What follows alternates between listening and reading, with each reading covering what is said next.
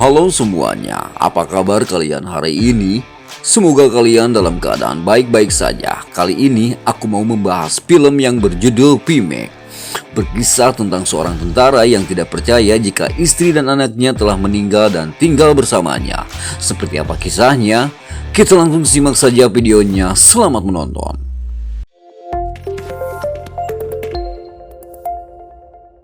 Di awal film diperlihatkan seorang wanita hamil. Suatu malam, dia merasakan sangat sakit perutnya. Nama wanita ini adalah Na. Dia seorang diri di rumah. Tak ada seorang pun yang menemaninya. Kemudian ia mencoba meminta bantuan. Di suatu tempat diperlihatkan barak tentara dan prajurit yang terluka. Di barak, persahabatan telah terjalin antara 5 orang bernama Ma, Air, Ter, Puak, dan Sin. Cicing si Ujang mah teka sebut karunya.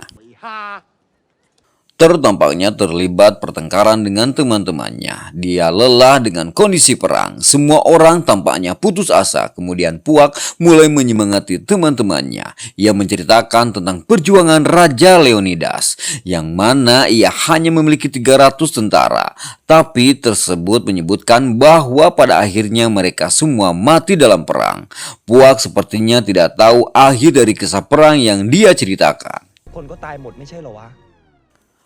Tapi dia tidak menyerah, menyemangati rekan-rekannya.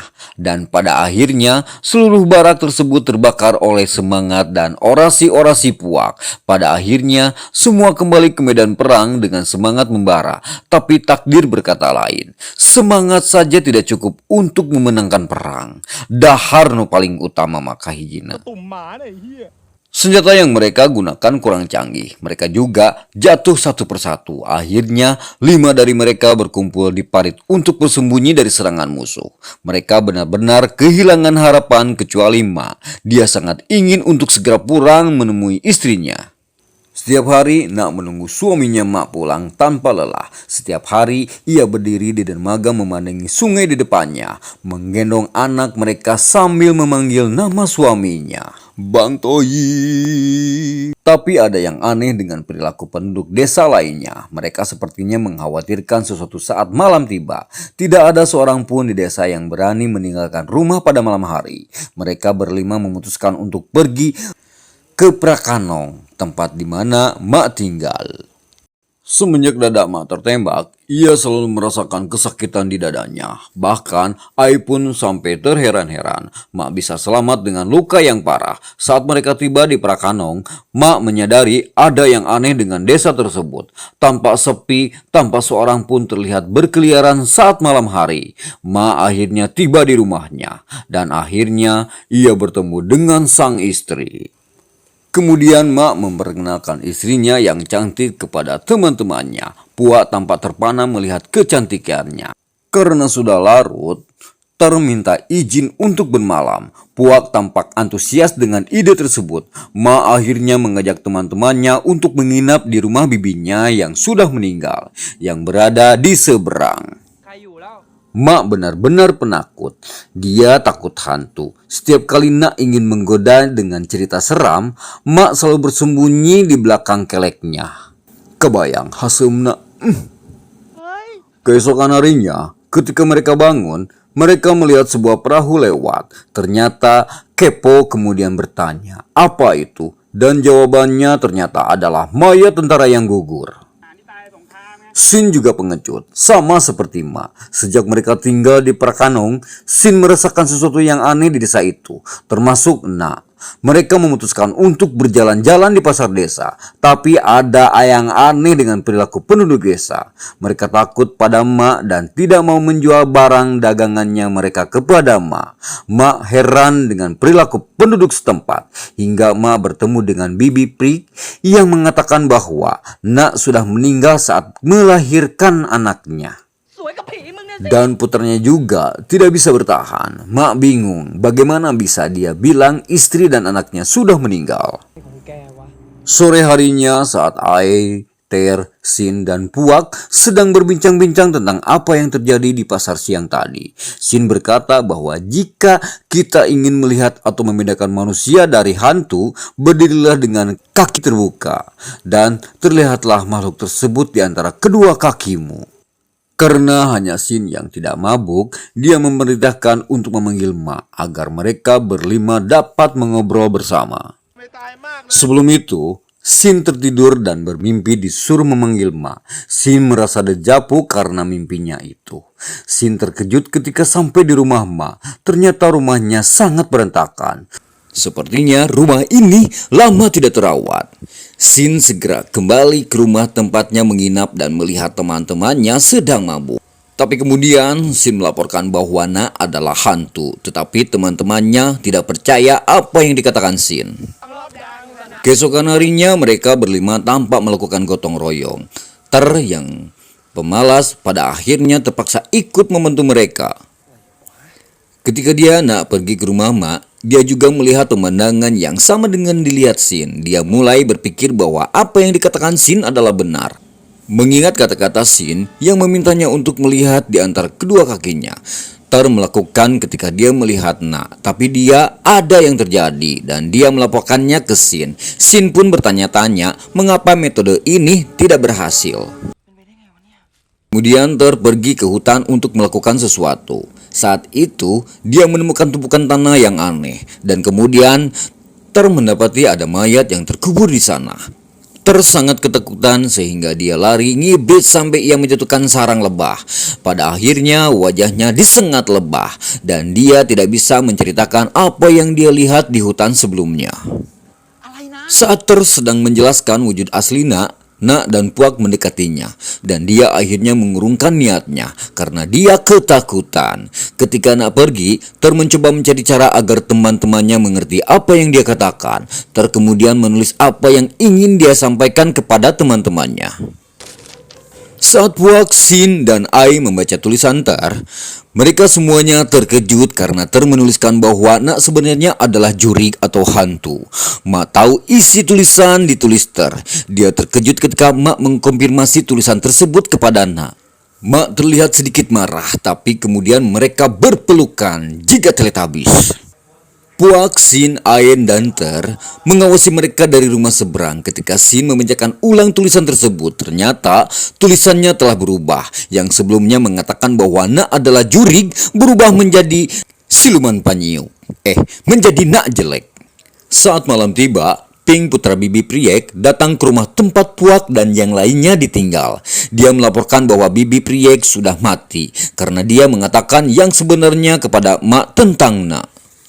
Puak dan Air yang mendengarkan takut akan nasib Ter dan Sin yang pergi ke rumah Mama untuk mengatakan yang sebenarnya tentang keberadaan Son. Puak dan Air segera pergi ke rumah Mama untuk menyelamatkan Sin dan Tar. Untuk saat ini mereka akan kembali ke rumah tempat mereka tinggal. Anda ingin menyimpannya dan meminta ibu Anda untuk mengajak mereka makan malam bersama. Semua orang melihat ke meja dengan heran, kecuali ibu, karena semua masakan yang disajikan hanya berupa daun kering. Tapi ibu dan ayah terlihat sangat menggugah selera dengan semua makanan aneh itu. Pada akhirnya mereka harus memakan daun kering itu. Setelah selesai taruang, mereka bermain tebak-tebakan, kemudian giliran Ter untuk memberagakan sebuah kata. Semua orang tampaknya mengalami kesulitan, tetapi kemudian Ter menunjuk Na, dan dengan polos Sin menjawab, dan jawab Sin adalah pakaian orang modar. Semua orang tampak senang pada awal saat berhasil menjawab, tapi beberapa saat kemudian mereka semua menyadari apa yang terjadi. Mereka semua langsung kabur naik perahu, tapi mereka mendayung dengan panik sehingga mereka hanya berputar-putar di depan Na. Ma langsung pergi menuju rumah tempat tinggal teman-temannya. Dia segera mengusir mereka keluar karena Ma mengira mereka tidak berbeda dengan penduduk desa yang mengatakan Na sudah modar. Mak mengajak Nak ke pasar malam. Dia memakai topeng agar orang tidak memperhatikan kehadirannya. Mereka berdua terlihat sangat bahagia.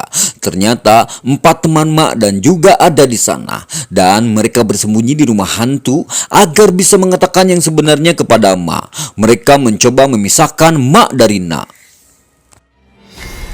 Setelah mendapatkan mak, mereka melarikan diri dari tempat tersebut. Mereka berjalan melalui hutan. Namun, mak kemudian menegaskan bahwa istrinya masih hidup. Dia juga ingin kembali dengan nak. Mereka berempat kemudian mencari mak. Ketika bertemu mak, dia terlihat sedang meneteskan darah dari tubuhnya. Ter mengira mak sebenarnya sudah mati karena luka-lukanya dalam perang. Tapi kemudian Ter berpikir bahwa mayat yang ada dia temukan di kebun mak adalah nak. Karena cincin yang dikenakan oleh mayat tersebut adalah cincin yang sama yang dikenakan oleh nak. Tapi kemudian teringat itu adalah cincin kawin dan mak harus memakainya juga. Kemudian segera memeriksa tangan mak. Tapi ternyata mak tidak menggunakan cincin itu. Mak ternyata menyimpannya dan menggantungkannya di kalung yang dipakainya.